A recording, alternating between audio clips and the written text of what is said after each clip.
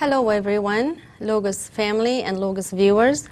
I hope everyone is doing well today. I would like to welcome you to one of our special episodes that we do every once in a while. And of course, we get a lot of demand, more and more people or more viewers.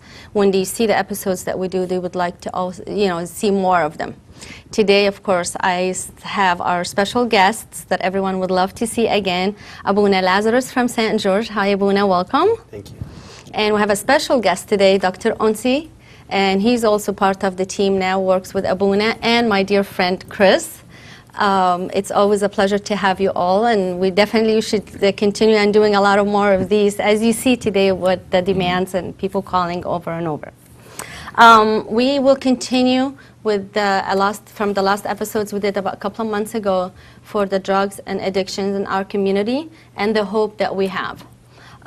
We today here to actually talk about one of the most accomplishment that with the team working they accomplished with the best part of it is Ambassador with his loving and caring for his community and his children, adults and kids and youth, women and men. With a lot of his prayers and a lot of his support, we were able to establish a program that we would like to announce to everyone. And most and foremost, would like to ask everyone to keep this program in their prayers. Most support, the most thing that we need is their support, of course, besides their help and volunteering and financial support that we would like to ask everyone for. The best part, or the most important part, is the prayers for every family to keep this new program in their prayers. I will start with Abuna. He can start first and kind of give us a background a little bit of the program that the diocese is starting, and we'll go from there. We'll continue with talking with the discussions. Okay. Welcome, Abuna. How are you? Thank you so much. I'm doing well, thank God. I know you're not feeling well today, so we won't ask a lot of questions of you. Yeah, no problem. So, with the blessings of Sayyidina, His Grace Ambassador, we've been working for almost a year now in preparing this rehab program. Thank God we had a big group discussion with those who are in the mental health field, psychiatrists, psychologists, people with master level degrees and people with bachelor degrees. Anybody who was working with any kind of mental issues or dealing with mental issues. So with this gathering, there was a subgroup that was created because of the big need for those who have addiction issues and problem with drugs. So with this subgroup, we've been working together and we've been planning for it for a long time. And thank God, the beginning of November, on Tuesdays and Thursdays, we started a program, and we have several youth that have come along into the program and are currently getting treatment in this program. What kind of a program is this a rehab, outpatient program? Is this a psychological health program? What type of a program it is? It's all the above. It's everything. God willing, one day it's going to be an inpatient rehab for those who have severe addiction to very, very troublesome drugs or drugs that are life-threatening. As of now, we're not at that level just yet, but we are planting the seeds now, and this is why we're here to ask for prayers and support for this program, because really it's a widespread issue throughout the United States. I remember after our last discussion here on Logos, I remember there were several calls and people that were asking for another program and more education. We got numerous of phone calls from parents asking for Chris's number and Otsak, how, or at least they were asking what to do, what to start. Yes. They had seen some signs. Yes. But it was just a matter of getting shaja'a or the push or the brave just to pick up the phone and call and say we do need help. Yes. And I guess that's the first step. Yes. So thank God. With this planning, again, about a year of prayer and planning with this and the blessing of Sayyidina, we started our program. So as of now, it's 2 days a week on Tuesdays and Thursdays. We have a team of mental health clinicians, clergy, and officers like Chris, and other people who have abused drugs and are now living in a healthy lifestyle and in recovering, exactly, basically. We can't say recovered it's because a process. it is a process, you're right. And it's an ongoing. Exactly. And so with that, and we'll give more information as we go through this show, but you know, give a chance to my cohorts here. Dr. Onsi, Hi. I understand from talking to Chris for the last few years, he always mentioned your name. Dr. Onsi is helping us. Dr. Onsi is, why don't you give us a little bit of background, because I know you're an MD doctor. Oh, I'm a psychiatrist, and I okay. have some special interest in addiction. Excellent. So and that's exactly what Chris and Abuna need. I work with a few hospitals in regard of recovering program and detox, inpatient and outpatient and partial program. Wonderful. So beside, you know, when you have some interest, you kind of keep reading, you can present some paper. So I was allowed in my job now, I work with, beside private practice, I work with the county. So every year we have to present some like research. Okay. So most of the time I've been presenting some research and some reading about different articles about addiction. So you have enough background, enough experience so in dealing. that's, you know, investing my, you know, my knowledge about addiction. That's wonderful. Yes. I guess with addiction, how, again, for the parents, because as a person who is in that issue or in that problem as a youth or an adult, you never see yourself that you're addicted. So it's more for the surrounding people or the surrounding family or the mom or the dad or the sisters. They see that person has an issue. What are the most or given away signs for them to realize that, you know, we do have an issue, we need to get some help? Oh, the signs sometimes, you know, the smell of drugs, sometimes if they bring it home. There's no smell. There's no smell, they come late, they're spending a lot of money, their health is deteriorating, they're missing school, they're missing day in job, and instead of always they have a good grade, now they're degrading, the grade go down. So it's a drastic change. Yes, big change. We call it in medical term or psychological term impairment. يعني لما واحد بيبقى عنده فيفر بتبص تلقى مش قادر يتحرك، قاعد في السرير مش بيتحرك. لما بيحصل واحد يبتدى يبقى addicted للدراجز تبص تلقي فيه impairment. ابتدى الحرارة دي show up ازاي؟ ان هو مش قادر يروح للسكول او missing few days, يجيب low grade, bad grade, get around with some bad friend، يعني الاصحابه بيبان عليه التغيير، يعني بيبان على كل ناحية بالظبط كده، تغيير من جميع النواحي.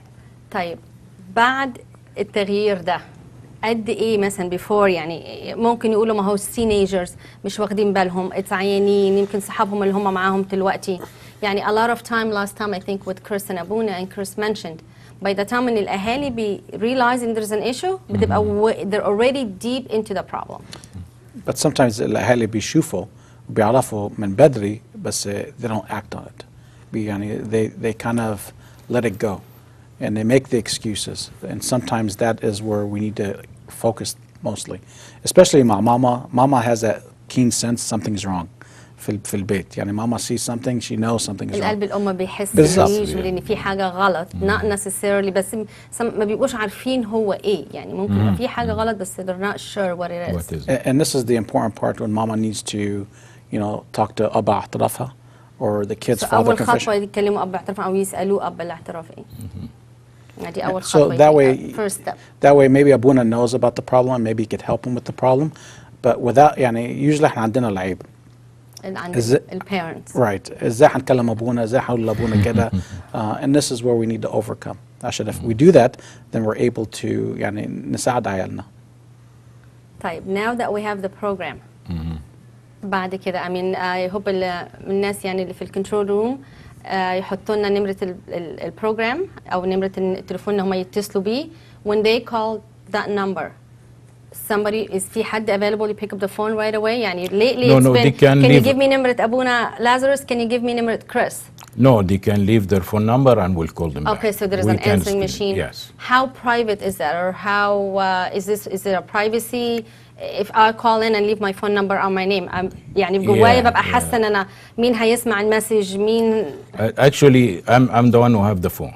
Okay, so And حضرتك my voice is recorded to receive the voicemail, and I will screen the phone call. Every phone call, I will call them back. You know, I left some brochure with one of the pharmacy when somebody tried to actually reach me, and he, you know, threw this phone, but it wasn't meant to be. Okay. You know, but yes, and I will call him right back. We do screening, you know, Okay. we see if the, you know, as we would- الurgency of المكالمات اللي بتيجي مين أهم من مين أو مكالمات محتاجة علاج yeah, محتاجة we can attention right away. discuss what you need to do, and if he's not appropriate for our program, we can say that we're helping each other. We're not helping each case. Okay. Why? Because it's outpatient program, is not inpatient. What is outpatient, Dr. Onsi? Explain Okay. a little bit more of the outpatient عشان يبقوا اللي بيتفرجوا they know So what's talking about outpatient. outpatient versus inpatient, لازم نعرف what's the problem with the addiction. You know, if somebody What is type of an addiction you mean? yeah. If it's alcoholic or drugs? No, or I don't mean that. Oh. I mean the severity. The severity, okay. You know, if somebody is somebody introduced them to marijuana, and using marijuana for a few times, couple time here, couple time there, I think this is, you know, alarming. You should come to our program. Why? Because our program is educational, is pastoral. Our father can help with irshad. البروجرام بنعلمهم ايه الدبس بتاعت البروبلم بتاعت المروانة. We can discuss it. So we can marijuana talk is it. addictive. Addictive, but I, you know, I can go further in talking about it, but Okay. in a minute. Okay. So لو they're using marijuana for few times or using alcohol ابتدى يزيد شوية, it's appropriate to call us so we can, you know, Advise them. engage them. يعني بسرعة نجيبهم نتكلم معاهم بحيث ان احنا in a loving environment.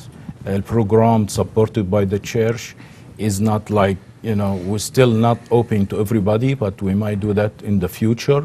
But يعني it's still we have loving هل priests. الكنائس كلها عارفة دلوقتي يا ابونا all the priests, all our fathers are aware of I this did program? I did presentation قدام كل الكهنة. Okay, that's good to know. سيدنا allow me to do that. فالموضوع out there, but لسه because we still in لسه baby steps. بالظبط لسه كده. baby احنا لسه بنحاول في البيجيننج. Sure. ارجع تاني الموضوع outpatient versus inpatient. فلو هو في الاول بيبتدي I think the appropriate انه يجي الاوتبيشنت program. لو واحد مثلا بياخد مروانه 5-6 مرات في اليوم، كل ساعتين بياخد مروانه، طبعا محتاج هيبقى صعب. يعني ممكن يجي البروجرام بتاعنا بس is not the appropriate for him. يعني I can refer him. I remember I had a patient was just using marijuana.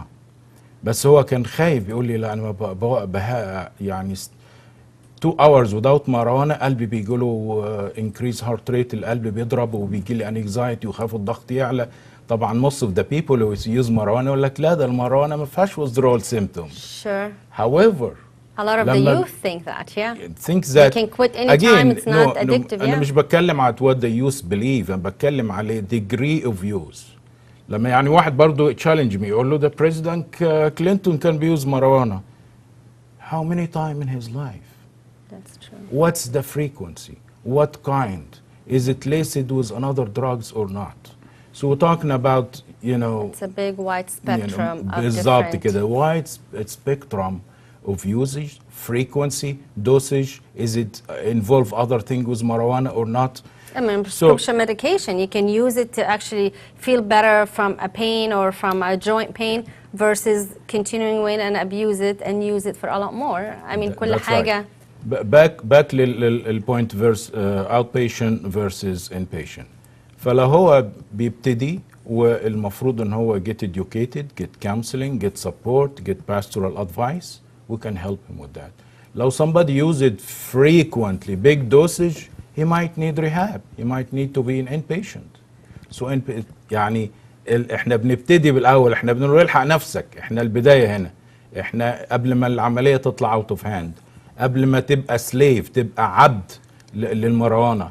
لان الناس اللي بيستعملوا مروانه يقول لك قعدة حظ ويضحكوا. واحد بيقول لي انا خدت مروانه وقعدت اضحك، ما ضحكتش في حياتي. طب او حسيت ان انا فقت، تقعد تضحك لحد ما يلوز يور مايند. تقعد تضحك لحد ما تبقى عبد المروانه وتدفع الفلوس في جيبك، وبعد كده لما تقدرش تدفع God forbidden في حاجه بتجر حاجه بتجر حاجه. دي get involved with crime, دي get involved in arrested, دي get involved with DUI، وبعدين بيدخل في مشاكل كتير. المروانه دي زي بيسموها الجيت واي، البدايه. ومش البدايه بس ان هو يعني الاول يبقى مروانه وبعدين كوكين. ده المشكله لما بياخدوا مروانه وياخد دراجز بعد كده، بيقول لك السنسيتيفيتي بتاعه الريسبتور لاذر دراجز بتبقى اكزاجريتد، بقت تو ماتش. يعني مش بس هو بيبتدي وبعدين يعرف اصحابه بياخدوا حاجه تاني، يجرب حاجه تاني. ده بتخليه ان هو لما ياخد حاجه تاني مش سهل يبطلها، لانه بقت مور سنسيتيف زياده عن انه اخد، ان الريسبتور became more sensitive للانجويمنت، فيبقى انجوي تو ماتش ويبقى هارد انه يبطل. طبعا كل ما وبعدين يبقى سليف اكتر بيبقى اصعب. ended up in criminal, ended up for the court system. وعندنا officer here يعني لا officer Chris that's a whole different. He can educate the whole country about that. What's good about Chris ان هم actually العيال واليوث they like Chris. So that's what makes his job easy, and it's harder because a lot more want to be with Chris and talk to Chris, which is good. But we have to also look at بس مش الادكشن. عيالنا بتخش المخدرات ليه؟ معلش يا كريس أنا عايزة بس I want to bring everybody's attention. The phone number is on the screen one more time. It's 714-390-0129. If anybody you think you need help or your loved one needs help, please dial the number and at least ask for advice. What should you do? Where to start? Where to go? Are you on the right track? Should you continue on with your suspicious? القلق اللي الأم فيه أو الأب فيه إذا ليه يعني أساسه صح ولا لأ؟ أنت قلقان زيادة على اللزوم ولا لأ؟ ولا this is actually يعني الطريق الصح اللي أنت ماشي فيه. We also have an email. It's freeindeed@lacopts.org. freeindeed@lacopts.org, and that's the name of the program. We can get into that in a little bit. Perfect. إحنا actually we have أبونا brought a flyer. في a flyer هتبقى موجودة هنا في Logos. So if anybody would like the information about the program, it will be available with Logos. They can email it to somebody. They can send a picture to somebody.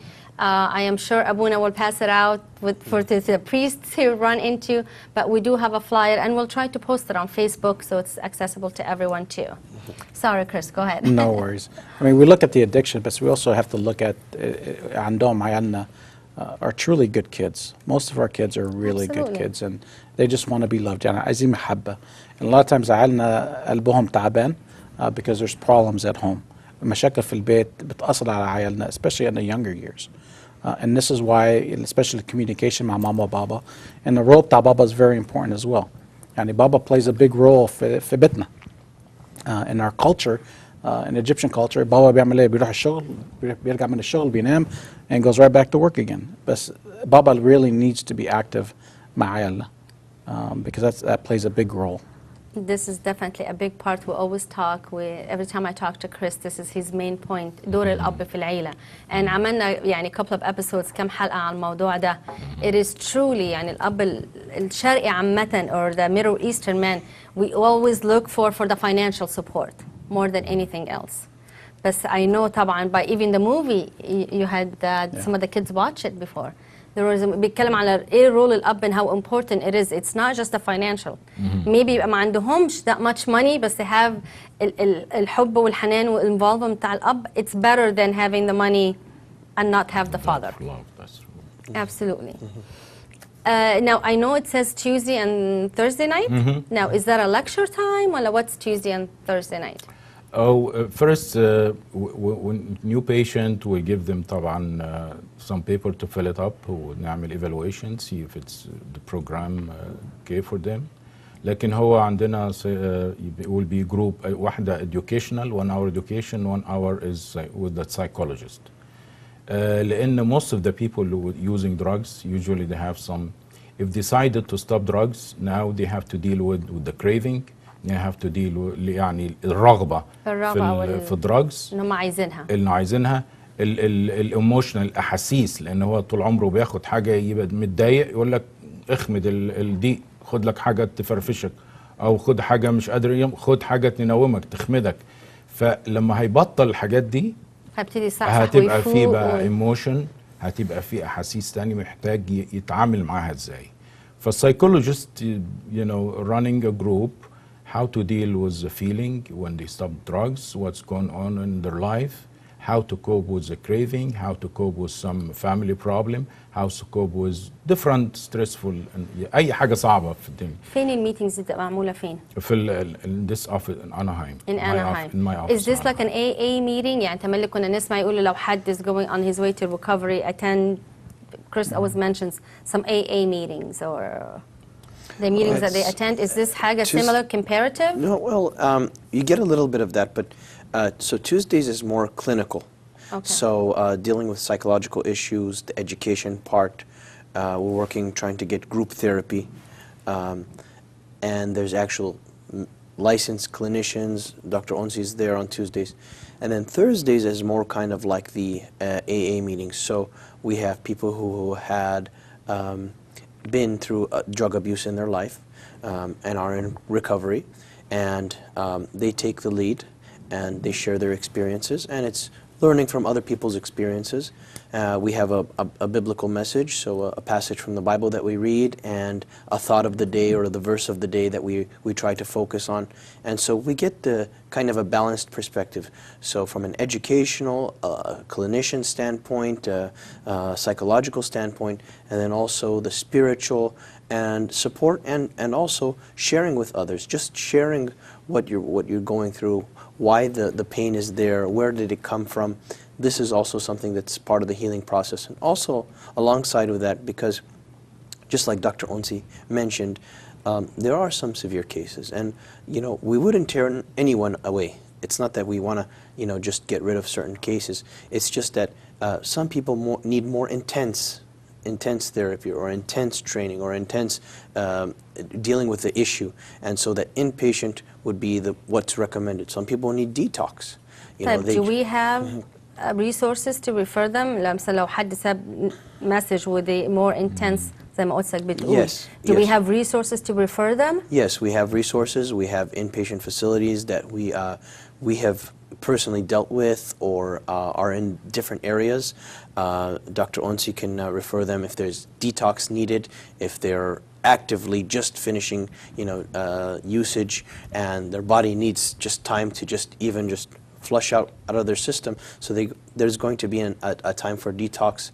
And also with this, some of the members of the youth that are coming that have been through past issues, they also go through 12-step programs and other meetings on the side.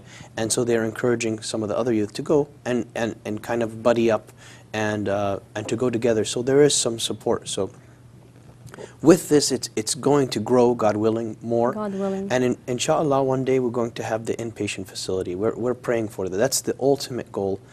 So this is kind of the stepping stone. We're going that's to have what we're this asking and everybody to inshallah. keep it in their prayers because really with يعني this is it take زي ما أبونا كان بيقول it took a whole year of prayers and talking and كلنا نصلي من أجل الموضوع ده عشان just تبتدي the small steps. Well, I'm sure أي حد has a problem or has that issue realize how much and how draining and how expensive a program like this can be. Yes. So is there a cost for somebody؟ يعني دي أول حاجة ممكن تيجي في دماغ الأهالي أو دماغ أي حد بيفكر فيها.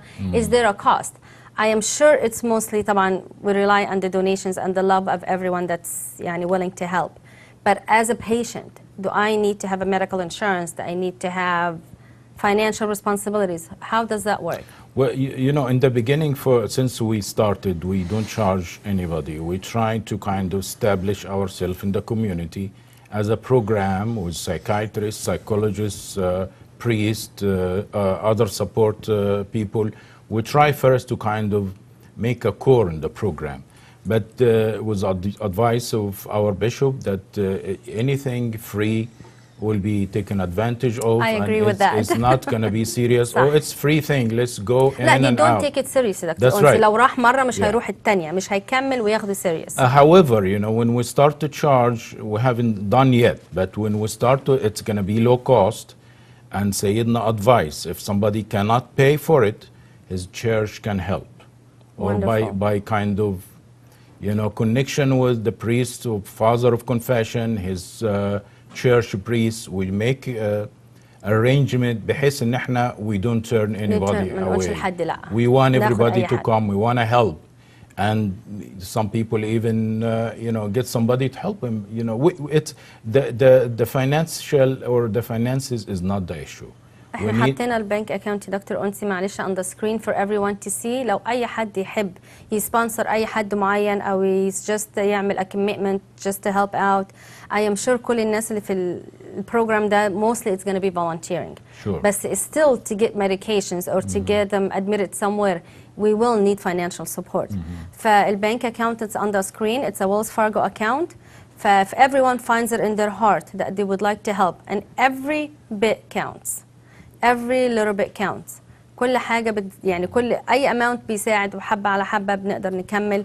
ودي طبعا زي ما we all know it is a big issue in our community, adult and kids, women and men. We do need the help. We need to realize that we do need the help زي ما كان دكتور أنسي بيقول دلوقتي. And it could be a small or big issues. And actually our main goal إن احنا open our own recovery program. We have inpatient facility.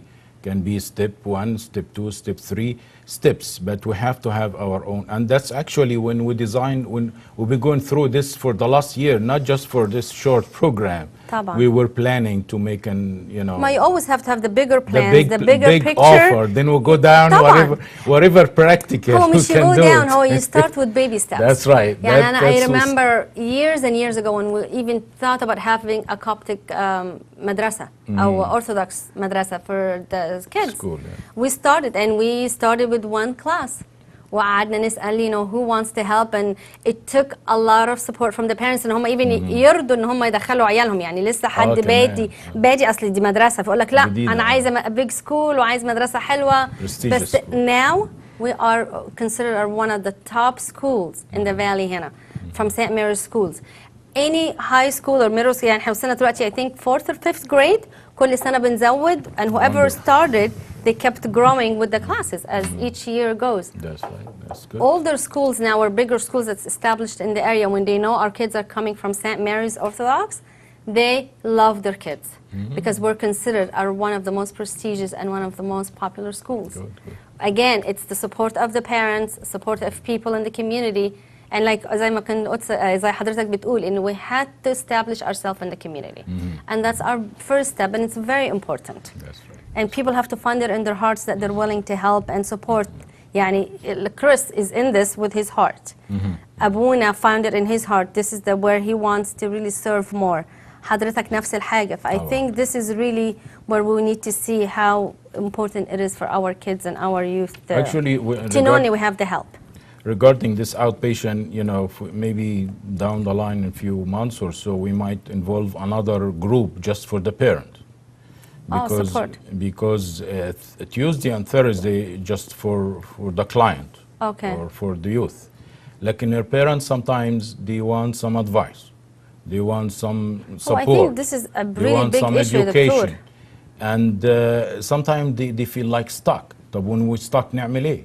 يعني this is a big part of the problem is educating the parents. Yeah, at least they can have support. أبونا عمال يهز راسه جامد جدا. I am sure he hears a lot about that. Well, a lot of parents are in the dark, or they have no idea, or worst cases, some parents are aiding their kids to do the drugs. There's cases of parents actually doing drugs with their kids. And so it's sad بس and يا it's بنا that's a something that completely breaks يعني out. if It's a completely different thing, I know, but at the same time, it's something that it touches on the core issue, which is the family. Okay, Yeah. is Christ in this family or not? صح, that's the bottom line. The really. other thing I wanted to mention is that this program is completely confidential. So that's why we had it at a separate office, not in any church, so nobody can target that group and say, oh, those are the kids that have those issues. No. So it's in a separate, completely separate office. It's confidential.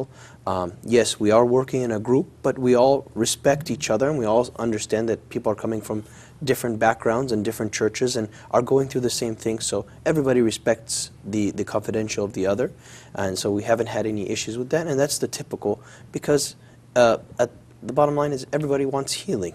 Everybody wants healing. So confidentiality is the most important, and one of the most important things part of this program. But I think big part of it is to educate the parents. A lot of the parents, and Chris gets the phone calls and we get phone calls, is they don't know what to do. They don't know if they're overreacting. They don't know if it's just a stage that it's gonna overcome and just it's gonna continue and it's not a big deal. Versus parents that see it and don't want to admit it, or they don't want to admit يعني يقول لك لا مش معقولة مش بابني مش بنتي يعني. It's there's different angles to it, Chris. And I know Chris does a lot of home visits with Abuna and see the different angles of it.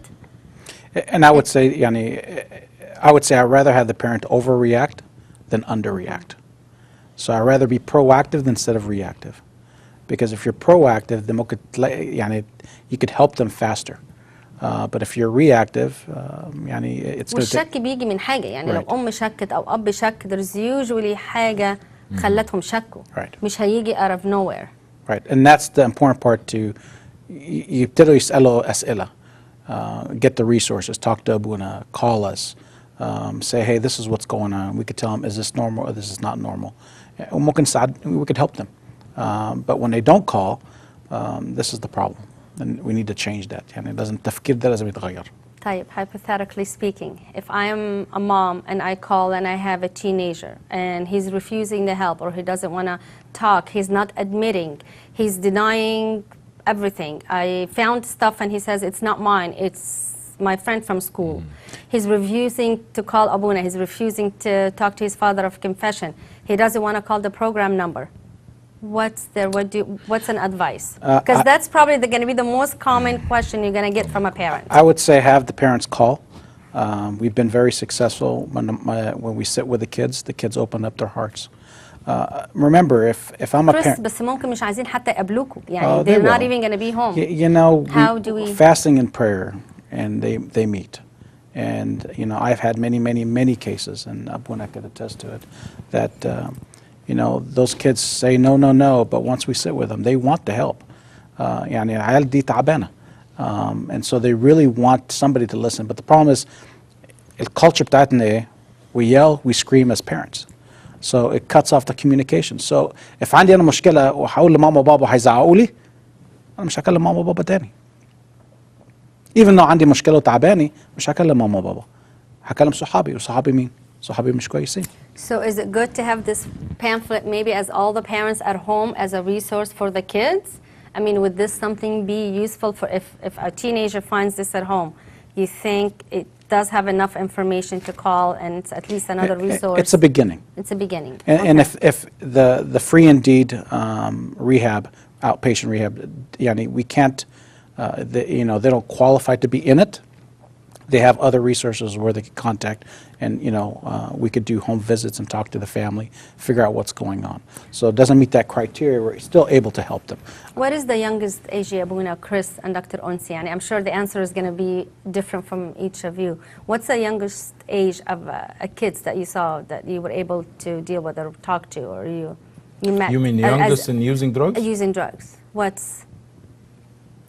I have 11. 11? Yeah, I've seen fourth graders. Fourth graders, and that's about 10, 11-year-olds. Yep, fourth graders, and it can affect, in discussing this, a lot of times we mention youth, and we've even mentioned and said youth, but a lot of times it's people that are... It's children, yeah, it's it kids. could be youth, it's not kids, youth it anymore. could be youth, it could be elderly people.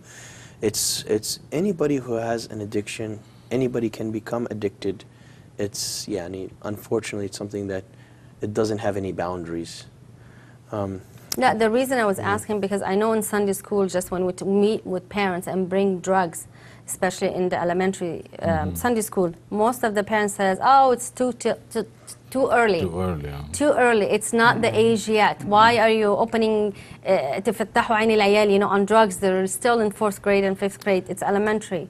They can teach them indirectly.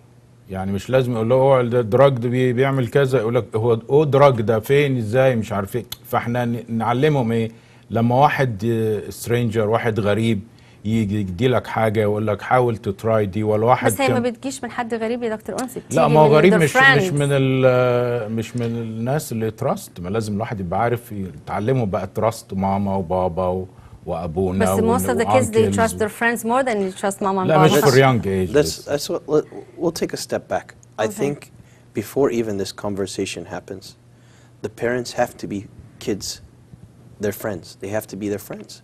They have to be able to feel comfortable enough to share anything with mom and dad, because I guarantee if it's not drugs or something else inappropriate, they've been exposed already.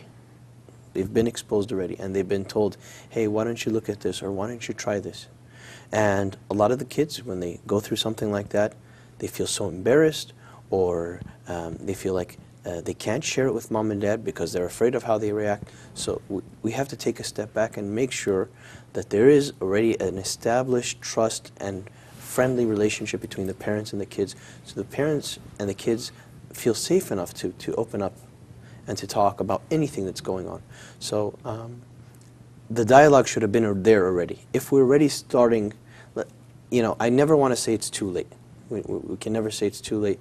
But at the same time, we could mention, and maybe your kids have heard already about drugs, and they probably know more about drugs than us, right, than the parents. And so we have to get educated, and this is part of the thing that we mentioned before, is that we want to, inshallah, go to the churches, and we're going to start educating, give classes, or give kind of workshops to give an understanding of what is going on, what kind of drugs are out there, how to talk to their kids. So we're, inshallah, this program is going to be growing, and we'll be able to do all that. And I think the most disturbing thing I heard from Chris recently with the new law that just passed out, the new Prop 47, Chris? Proposition 47. Proposition 47, and I think this was the most disturbing thing I heard in the last couple of months. When one time Chris said that it's not a big deal anymore for kids to be caught with drugs.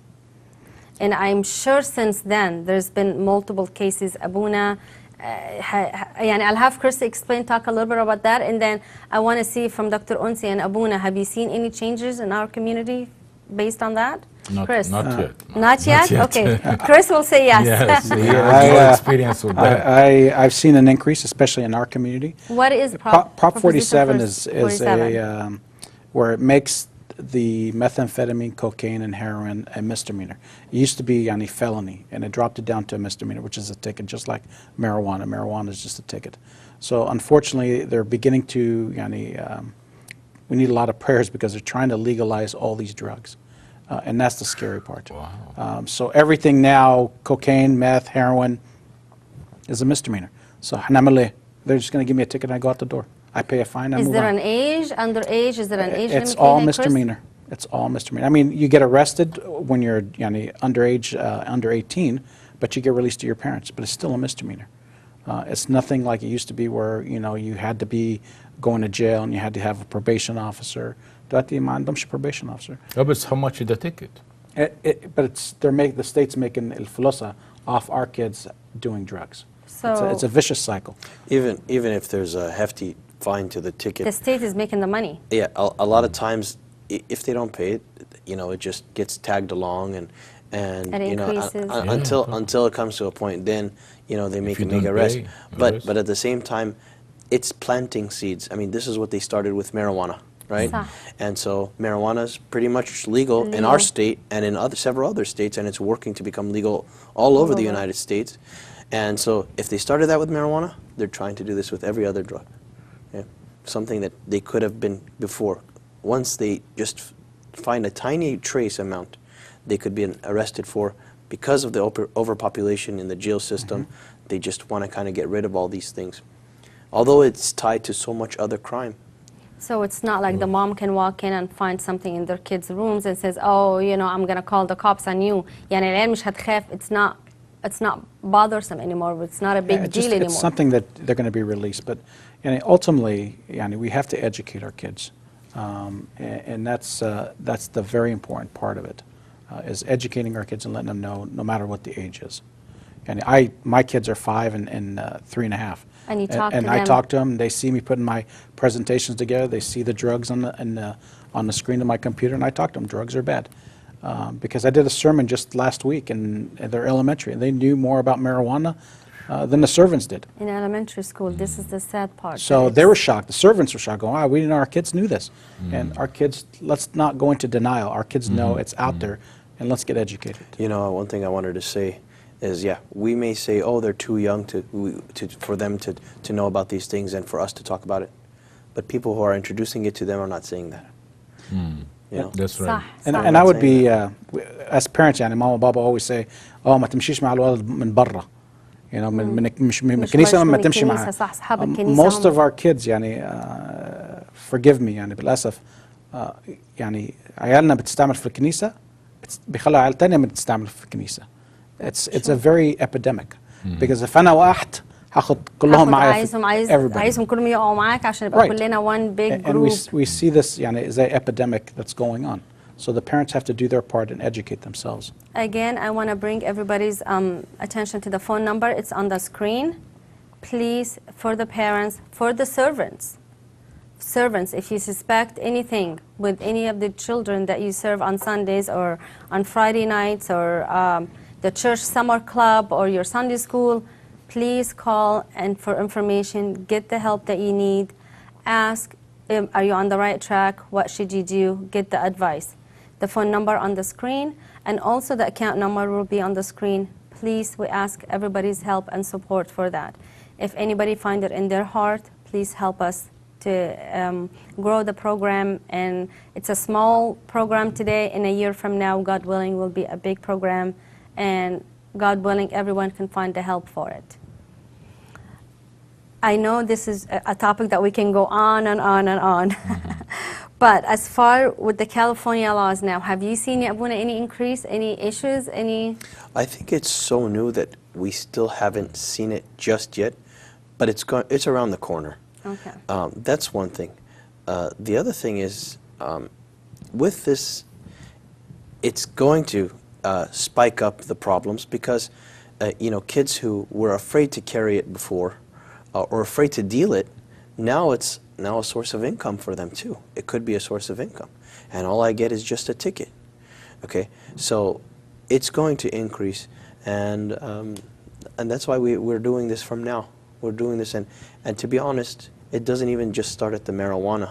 I mean, that's kind of the basic level drug that we think. It starts at cigarettes, and it starts at cigarettes from the parents too, and shisha, and all these things.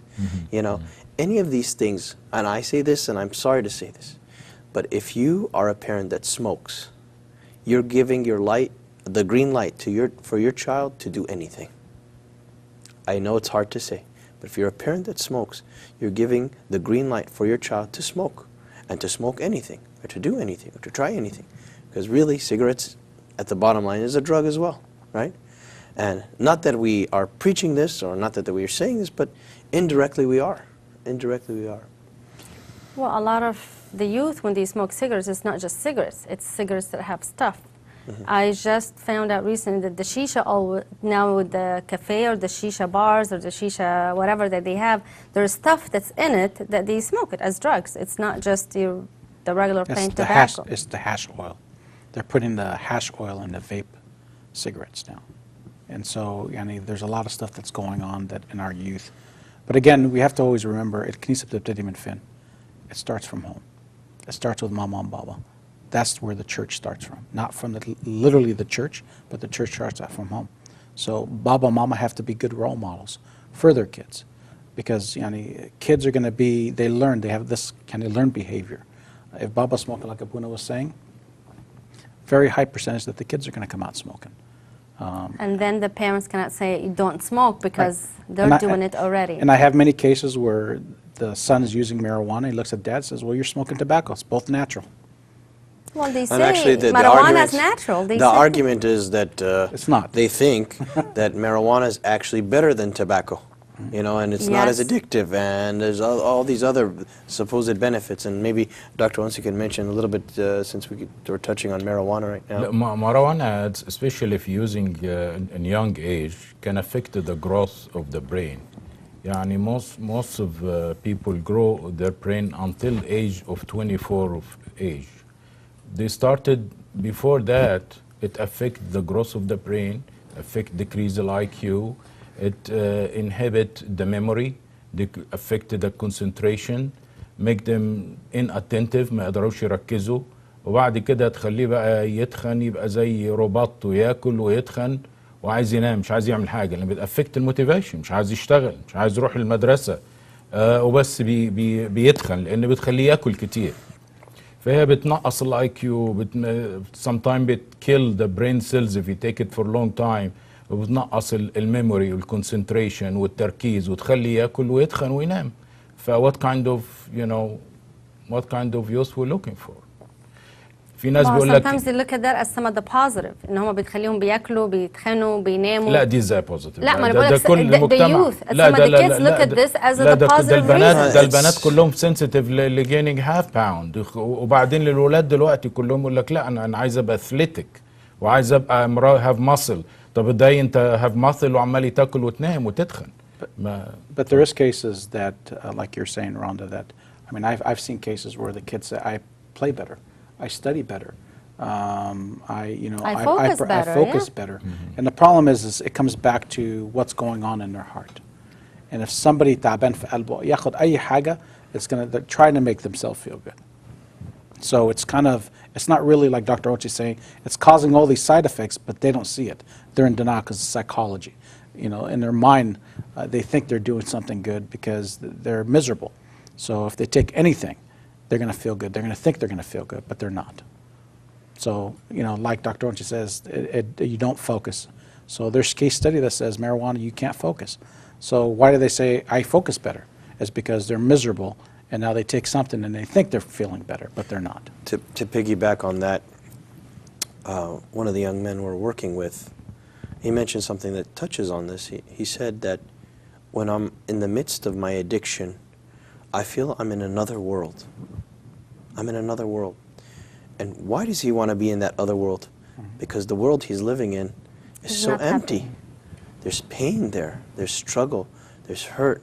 And so go back and back and back to this addiction to get me out of that world that I'm living in, this nightmare that I'm living in.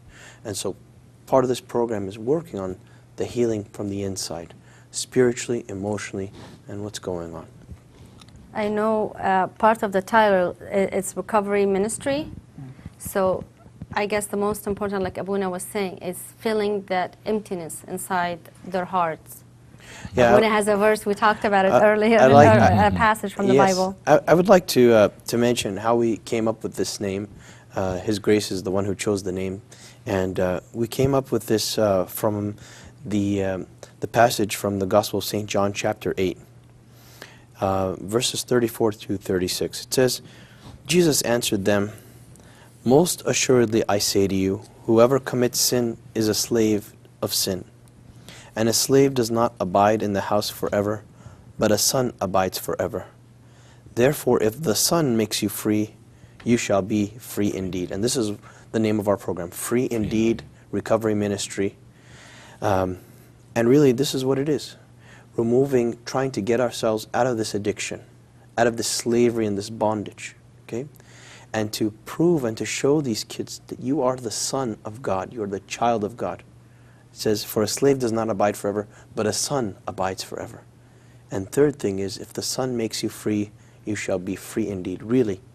And there are cases, a lot of times we have to mention this as well. A lot of times a person gives himself to Christ and gets out of the addiction, and there's some times where they don't really need to be in a recovery, or, you know, that really God has made a miracle in their life, and this happens, you know. And sometimes kids are saying that, oh, whenever I want to quit, this is, you know, I could do it anytime I want. Really, if a person has enough faith, this can happen. But for the most part, why we have this is because it is a process. It is a process, and for a lot of people, a long process. It's a long process. And a difficult one, too. Yeah, it could be a lifelong process. It's not an easy process for anybody to start. At least, especially if they've been in that issue for a few years, it's hard for them to actually just pick up and start from, you know, step one. It's hard to start, and it's hard to maintain. Continue. Because some people say, oh yeah, I can stop anytime, and I go meeting one time, and boom, they can drop. So you know, for example, I had a patient, I had to put him in the hospital, was referred from the church to put him in the hospital, detox, and I told him, detox is not treatment, this is just physical treatment. To get you, instead of get shaky and agitated, he come out in 4 or 5 days, he was 100%, but then he doesn't want to go to rehab. So how important is rehab after detox? Oh, that's the treatment. We did some, like somebody عنده fever وعطينا له some Tylenol, الفيفر راحت. لكن بعد كده طب الانفكشن او مش لازم تخلي بالك، لازم اما هترجع لك تاني. تخلي بالك ازاي؟ هيجي لك وقت انك انت عايز تاخد دراج. تعمل ايه لما يجي لك الاحساس انك عايز دراج؟ لما يجي لك الديبريشن، الاكتئاب، لما تحس ان life is not worthless, is not fun anymore، هتعمل ايه؟ لما واحد يتصل بيك يقول لك فلان let's go have fun، هتعمل ايه؟ How you can resist your peer pressure, how we can deal with the bad, difficult emotion, how we can deal with difficult boss if you're working, or somebody give you hard time in school, or somebody bully you, or want to attack you. How are you going to deal with all of this kind of feeling? And you touch bases and through that program when you sit with them. You talk to them about all this negative feelings and negative emotions. The psychologists work on that. And that's all of the whole program to deal with it. Because if you're done with detox, physical or medical, but he has no defenses, he has no immunity.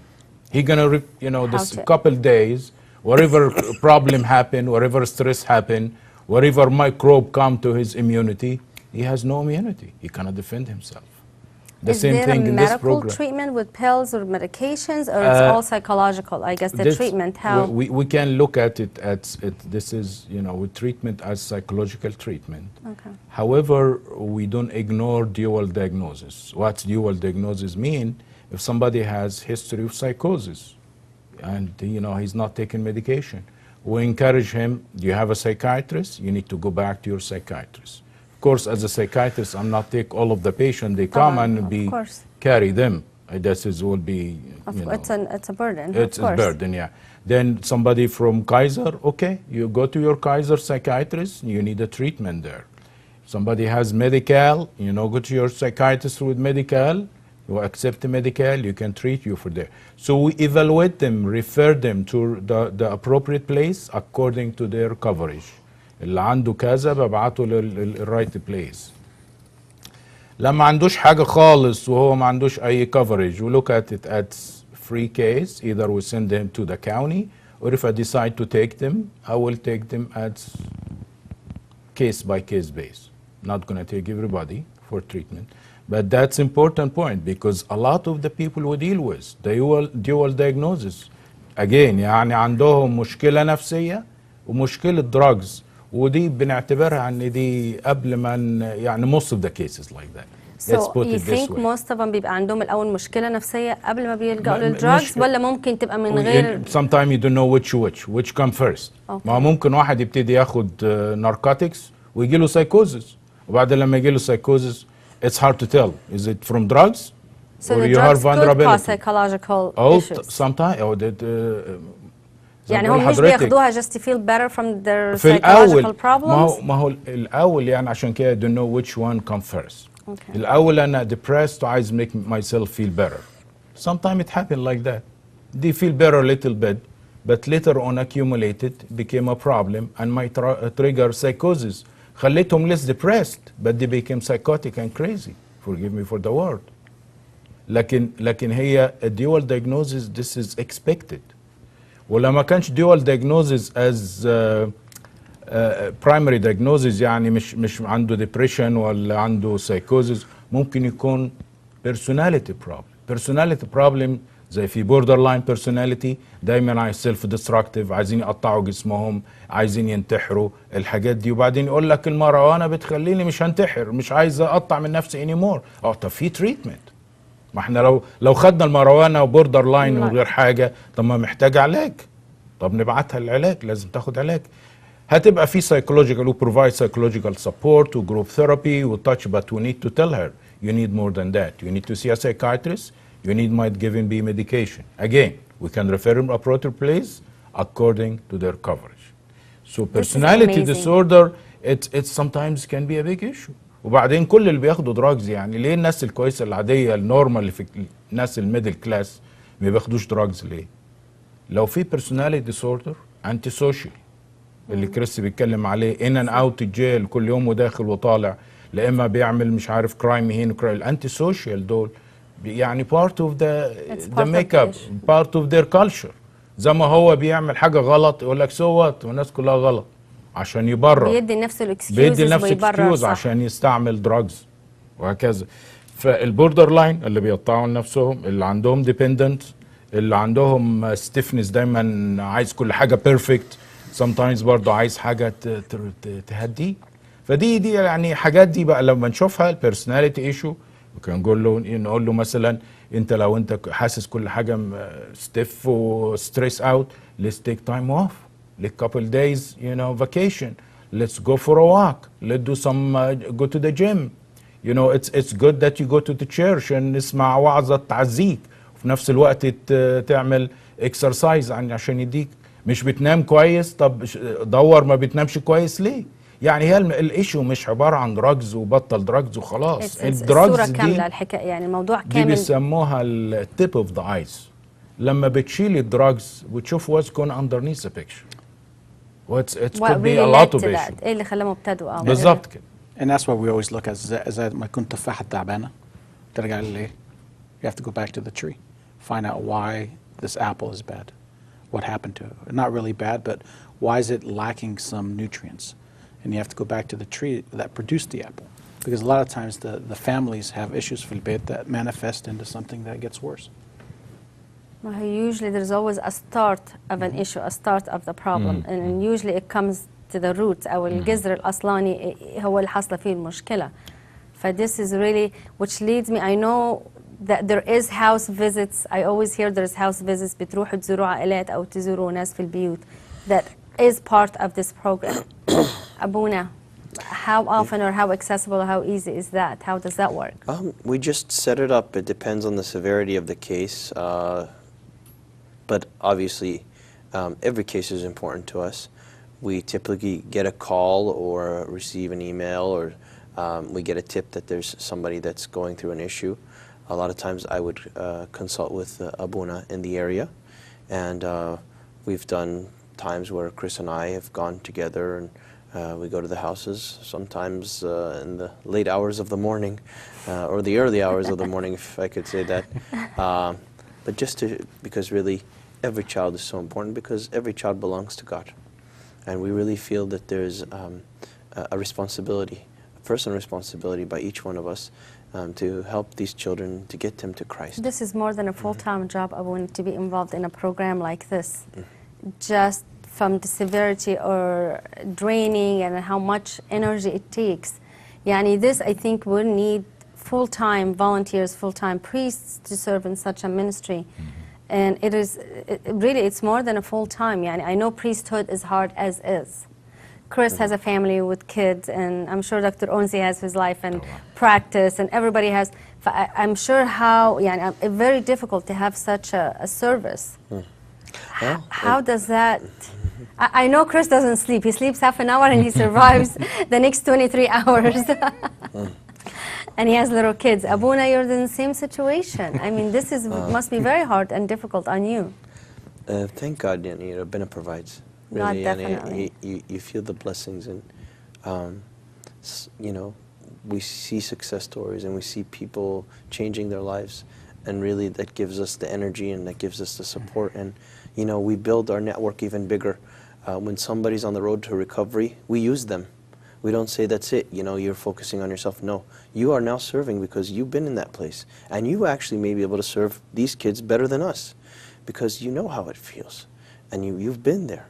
You know, we're working one of the gentlemen who's working with us, and God willing, next program we'll have him God here. willing, and, we're looking forward to that. You know, to protect his identity, but he's going to give us a little bit of his story, and what he went through, and how he's reaching out and how he's serving others, even in the middle of his recovery.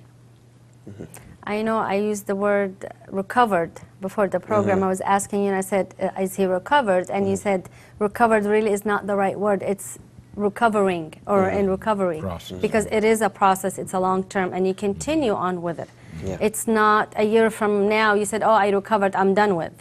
Is that true? That's the understanding of all of us. We're all in recovery from different issues, right? Whether it's drugs or sins or different temptations, It's we're a all struggle, in it's recovery. ongoing. Exactly. So living the life of repentance, and that's why we call it the life of repentance, because it's not just a one-time thing and I become okay. No, it's a living this life.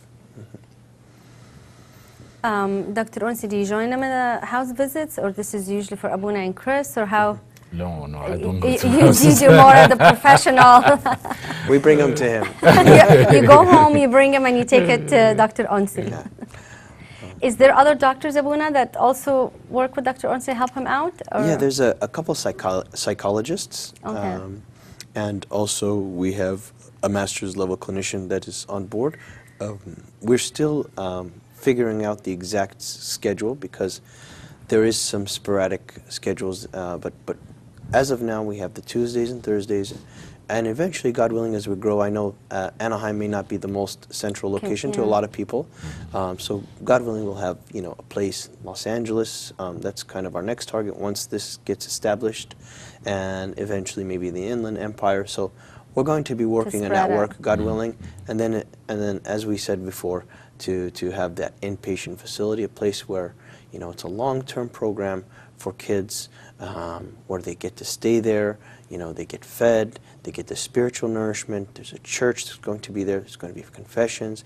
There's going to get treatment, psychological treatment.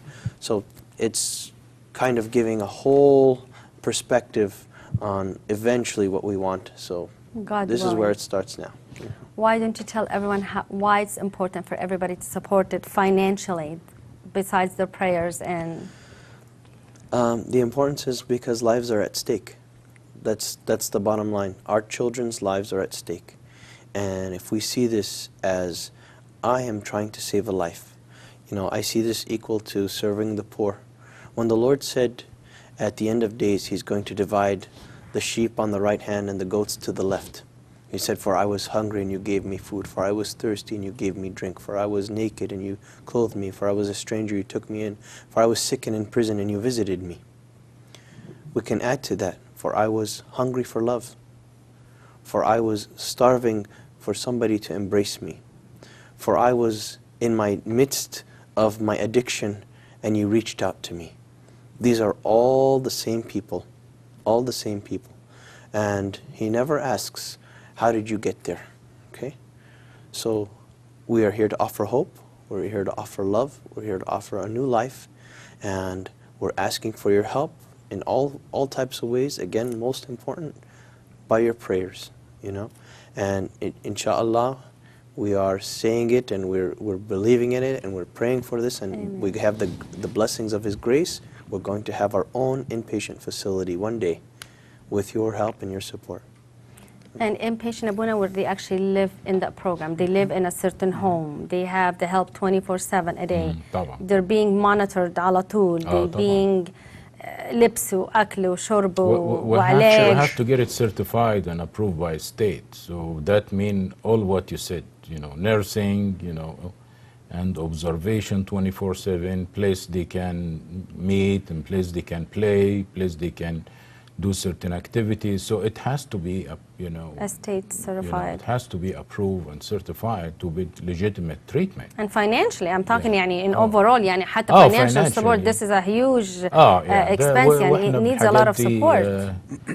أبونا قال إحنا بس بنصلي وربنا يعني هو that is true. الصلاة أهم حاجة. صح. يعني الفاينانشال ممكن ما حدش يدفع حاجة وبعدين يجي واحد بس يكفر the whole things. فيعني إحنا بنعتمد على ربنا وعلى البراير و not worry about that. وسيدنا الأنبا رابيون أي مشروع بيبتديه بينجح. ربنا بيبارك فيه. don't worry about it. هينجح بنعمة ربنا وصلوات سيدنا وأبونا. Are you looking for volunteers, Abuna? Anybody can help? Like بس أنا عارف volunteer إحنا في أناهايم وأنتوا هنا في LA لكن for sure. But I'm sure you get phone calls from the LA area. Yeah, sure. we need طبعا we need secretary, we need somebody to help with that, paperwork, we need somebody answer the phone. But it's in the process, when we get bigger, we need more volunteers. And we can make a pool of volunteers. We can establish a database, and eventually, when we do get to the point where we can call people and we need resources out in this area or in different areas, yeah, we're going to need volunteers. So if there's anybody who has background in this or interested to help, definitely. The account numbers on the screen, one more time, I would like to remind all of our viewers. And the phone number is available, also will be available on the screen shortly, and Logos will have it. They can start by calling Logos and asking for the phone numbers and the account numbers if you missed it, if you didn't get it, if you didn't pick it up.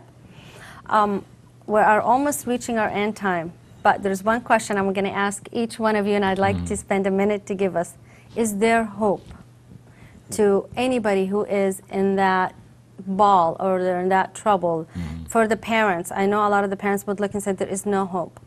I know بيقعدوا يصلوا ويقولوا مش شايفين حل أو مش شايفين إن في أمل في العلاج، خصوصا لو المشكلة كبيرة أو قديمة أو صعبة مش لسه بادية والعيل مش عيل صغير anymore an adult or older.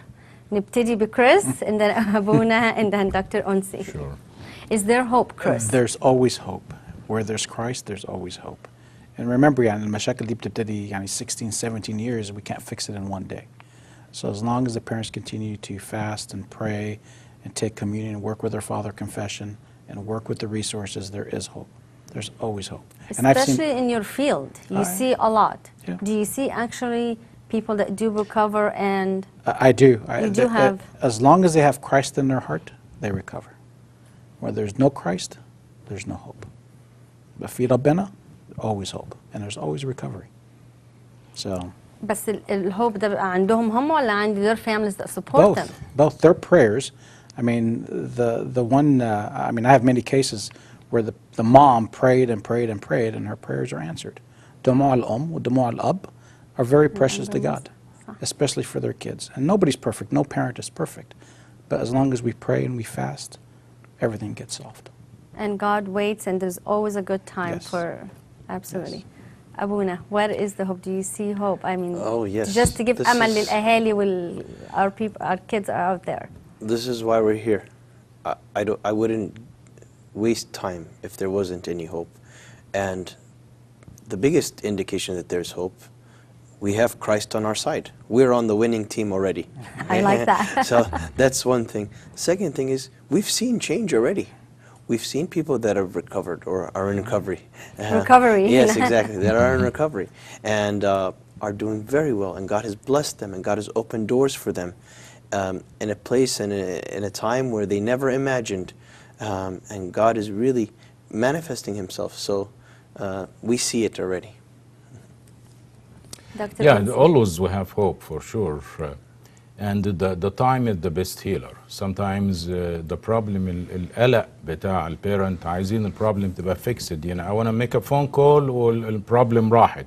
أو عايز أصلي صلوتين والمشكلة انتهت. حاجات دي بتاخد وقت ولازم ندو ده appropriate evaluation نقيم الحالة كويس قوي نعرف هل الحالة نفسية الحالة عقلية ولا هي مشكلة دراج وخلاص. يعني في حاجات بتجيلنا بتبقى يعني presented يعني بتظهر انها دراجز لكن بتبقى في حاجات اكتر من كده. ولما الحاجات بتسوق برضو ليها ليها علاج وليها في حاجه عندنا، في حاجه اسمها البات تيم او الكات تيم. لما الامور بتسيء قوي اللي بيروحوا البيت، غير كريس طبعا، بيروحوا البيت ويقيموا الحاله ويشوفوا هل محتاج يدخل المستشفى ولا لا. لان sometimes احنا يعني كنا بنتكلم على دراجز، لكن in my professional ما اقدرش اقول ده دراجز ولا mental illness. لما في حاجات معينه لازم ندخلها المستشفى، سواء دراجز ابتدت بدراجز او انتهت بدراجز. لو يوصل لحالات معينه بدخلهم المستشفى. I mean, sometimes they're endangering themselves. That's right. And I don't want to go through the criteria, dangerous to self or other, gravely disabled, that's criteria. بس في الحالات دي بندخل المستشفى. وفي ناس يعني الكاونتي عندهم تيم مخصوص بيروحوا البيت وياخدوا الشخص ده ويحطوه في المستشفى. فبقول لو الامور ساءت ليها حل، لو ما ساءتش يبقى كويس نتعامل معاها as such، نجيبها اوت بيشنت بروجرام. لو محتاجه تشوف دكتور نبعتها للدكتور. يعني مش عايزين نبقى فريز وستاك، مش عايزين نبقى فريز ولا ستاك، عايزين نتحرك برو اكتيف. وربنا طبعا يوفقنا، لازم احنا نشيل الحجر عشان ربنا يرفع الميت ويقوم الميت. يعني I know talking to some of the moms, especially the ones that's been in that issue for a while, بيقولوا أنا خلاص يعني مش شايفة في أمل. There's no hope. I don't see hope. I don't see أمل. Because they've been in it so long and they see the case deteriorating. It's not getting any better. For the first thing they come to their mind يقول لك خلاص ما فيش أمل، يعني مش شايفة له حل، مش شايفة في hope، مش شايفة في any news that's getting better. I chose the name Lazarus for a reason. For that reason. I chose the name Lazarus because, you know, God raised somebody from the dead. That's right. And this is the ultimate hope. You know, we see these kids and we see that there is no hope and they're as if they're dead. No, God can raise them and give them new life, right? The name Lazarus means the one who God helps, okay? Or God is my help, okay? So all these kids are little Lazaruses, right? Baby Lazarus. Yes, exactly. Lazaruses, and we also, the intercessor for our program, St. Moses the Strong, right? What better story can we have than St. Moses, a person who, I'm sorry, worse than all our kids combined, right? And look what he became. We name our churches after him. We name our kids after him. We have, you know, we have priests and fathers all because of his inspiration, his story. Saint Athanasius. How many years? Saint Augustine. Saint Augustine, I'm sorry, Saint Augustine. How many years his mom prayed and prayed and prayed. Yes.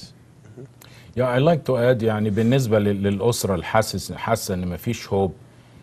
sometimes الأسرة دي محتاجة support، محتاجة counseling، محتاجة تقعد مع somebody وتشوف ايه البرايورتي، ايه اللي نقدر نعمله وايه اللي ما نقدرش نعمله فنصلي له، ايه الحاجات اللي ممكن ريتشابل وايه الحاجات اللي احنا ممكن نتصرف بطريقه محتاجين سبورت. فدول محتاجين يقعدوا مع حد، مع كونسلر، مع سايكولوجيست، ويتكلموا عشان حتى يعني لو حسوا انه ستك ومش عارفين يعملوا ايه يبقى في سبورت، في حد بيسمعهم، في ناس بيسبورتهم ويدوهم ادفايس ويدوهم ارشاد. طبعا الاب الكاهن will be number one، لكن اديشن للاب الكاهن ممكن يقعدوا مع سايكولوجيست عشان يتفهموا ايه القضيه، الموضوع ازاي ابتدى وانتهى ازاي، وازاي نحله وازاي نشتغل في المشكله الملعبكه دي. It's funny Dr. Onsi انت قلت السبورت ده، لان I was watching a Christian TV show برضه كان بالعربي، كان حاجه من مصر. فوانا الدكتوره كانت بتتكلم psychologist بتقول لك as a Coptic church or the orthodox church we believe in psychology and we have it from day one. حكايه الاعتراف دي we have to train the kids ان هم يعترفوا من هم صغيرين because that's like speaking to a psychologist.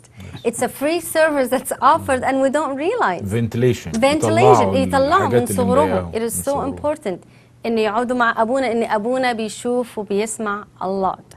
It's not just البنت دي والولد دي بس، من كل بنت ومن كل ولد، و I am sure there is a lot more that's going through the same situation.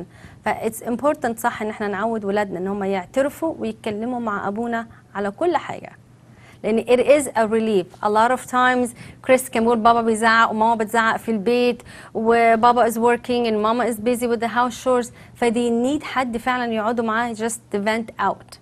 فالاعتراف I think it's a big يعني part of that. But it's leading by example as parents.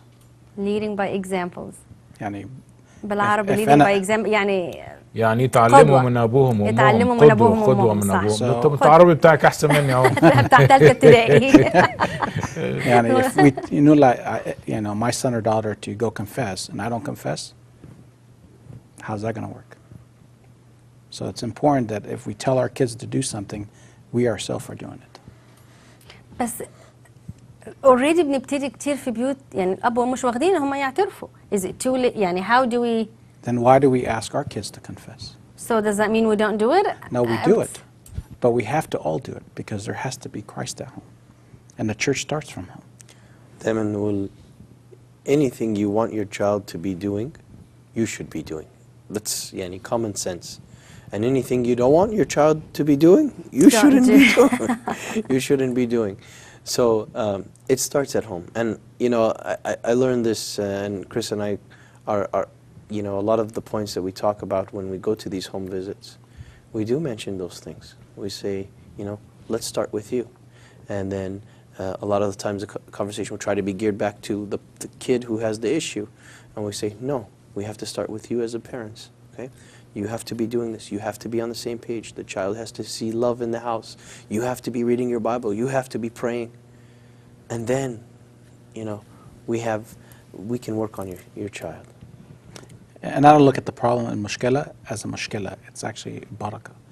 Because truly it's a blessing that maybe the mom and dad are going down the wrong road and now we catch it with their kids and bring everybody back to Christ. And that's the main thing. Not only bringing the person اللي بيستعمل مخدرات لربنا، نجيب كل العيلة لربنا. Chris is always so optimistic. كل ما أكلم Chris على أي حاجة, there is always, he always look at the positive side. أبقى مكلماه وحاسة إني خلاص this is يعني we're reaching an end of an issue or حد اتكلم سأل على حاجة. There is always a positive to it. He has to twist things and look at the positive side. And I think that's why a lot of the youth like talking to Chris. And I guess from من اللي بيشوفوا واللي but again he has Christ in his heart and like what Abuna was saying, Christ is on our side, so why are we afraid? And as long as they call the program, we're never going to leave them alone because they become our family. And we help them.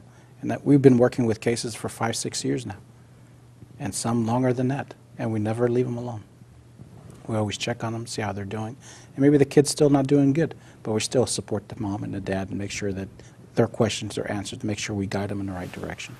So once they call, once they become our family, and they're truly our family because these are our kids. So the people we call the Logos family now, they become the Firm family and our church family.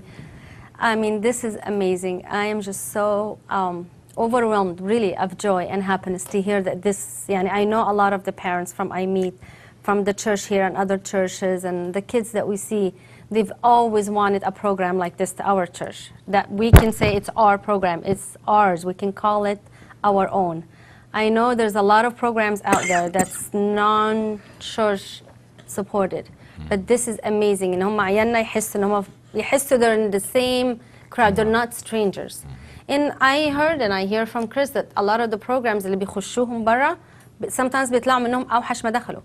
Because the surroundings, they're worse, يعني they are with worse kids than they are. أوحش منهم هم اللي بيبقوا معاهم. So this is at least, it's our family. It's our people, our own people. It's amazing and it's such a blessing, really. But I hope everybody can find it in their heart, really, and remember to pray for the Firm program, to remember Dr. Onsi, Abuna Lazarus, and Chris in their prayers. لأن they really need a lot of prayers and support. Of course, financial support. It's also one of the most important. I don't want to say most important, but one of the important things to pray for. And God always will provide. Thank you, Dr. Onsi. Thank you, Abuna. Thank you, Chris. Thank you. And God's willing, we'll meet again soon. And please, أعزائي المشاهدين, Logos TV, Logos family, friends, please call the phone numbers. Ask for help if you need it. Ask your kid, get a copy of the brochure, give it to your kids, so if they need help, they need somebody to talk to, they can call the phone number, call Father of Confession, and ask for help. Thank you, and it was very nice to be with all of you, and I hope to see you all soon again. God bless you. Thank you. Thank you.